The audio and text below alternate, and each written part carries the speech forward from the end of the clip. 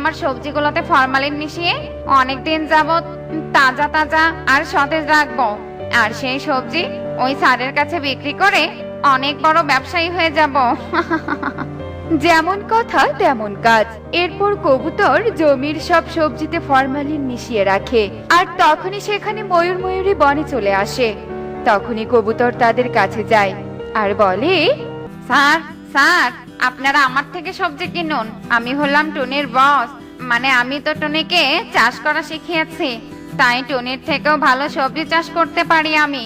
তাই নাকি? তাহলে তো বেশ ভালোই হলো। এমনিতেও টুনি অনেক নামকরা ব্যবসায়ীর জন্য ওকে সবজির জন্য অনেক দাম দিতে হয়। ঠিক আছে স্যার, তবে আমাকে টুনির থেকে কম টাকা দিয়েন, তবু আমার থেকে সবজি কিনে নিন।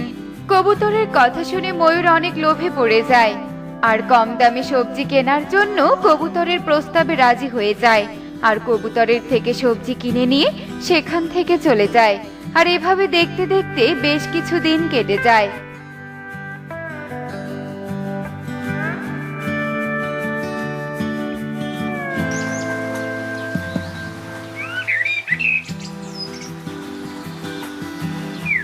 এই মার মার, সবাই ওর বাড়ির দিকে ইট পাথর ছুঁড়ে মার।